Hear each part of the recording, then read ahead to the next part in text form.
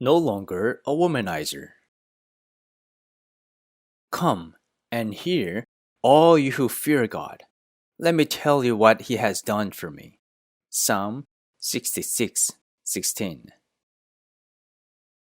As the sun began to set and the time approached for him to leave work, he felt as if he was falling under a spell. His cell phone would get busy, receiving calls and text messages from so many ladies asking him out. He would get completely lured in by his desire to meet up with those ladies and have fun. He was well aware of the fact that his wife and children would be watching for him at home. Yet, he always came home late at night because of his love for liquor and women. After work, his chosen destination was not home, but somewhere else. And there he enjoyed drinking and pursuing pleasure with ladies other than his wife until late at night. When he returned home, he would make all manner of excuses. Not a day went by without a hand-to-hand fight with his wife, who had gone half insane by that time. He faced so many shameful and embarrassing incidents in front of his children. Still, he couldn't fix his habit. He always said that even though he may be out with other women, his heart was with his wife. He tried to justify himself with this strange logic. He didn't seem to be ashamed of his behavior at all. He loved hanging out with women. He was wasting his time by trying to fulfill his sensual pleasures. After a strong recommendation made by his wife, he began to study the Bible. Soon, he realized that there was something very wrong with his way of life. And he knew better than anyone that his own willpower wasn't strong enough to free himself from those inappropriate relationships. Once he felt the slightest inkling of desire, he couldn't help but to follow it even when he had firmly decided not to. His firm decision would always turn out to be like a rotten straw rope, and it would helplessly break. On his way back home late at night, after the lustful time, he always wanted to disappear from the world because of the feeling of emptiness and guilt. It was as if he had visited hell. His problems led to discord in the family and thus to emotional instability in their children. It was imperative that he had to straighten up the situation or he would completely break up his family. However, in spite of the voice of his conscience, his desire grew stronger and it seemed impossible to resist.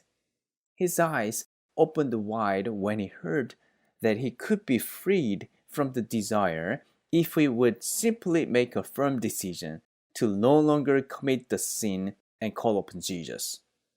Recently, his wife had been considering divorce quite seriously. He had to restore his family, and to him, the calling upon Jesus was literally the gospel. It was his last hope. He no longer wanted to feel the terrible emptiness in his mind. It was around the sunset when his phone rang again as he was getting ready to leave work. He clenched his jaw and decided, I should end this now. I shouldn't let it happen again. Silently, he cried out the name of Jesus as he had previously learned. Jesus, Jesus, please hold me tight. I don't want to live like this anymore. The desire to go see the woman kept stimulating his imagination.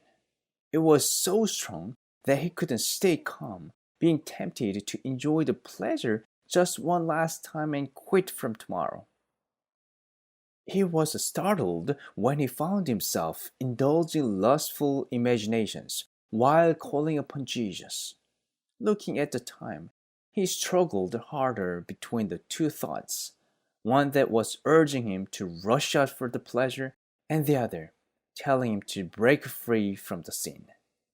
The fight against his physical desire was so fierce that he almost wanted to give in. A thought came into his mind. If he continuously called the name of Jesus in his conscience, he would be able to win.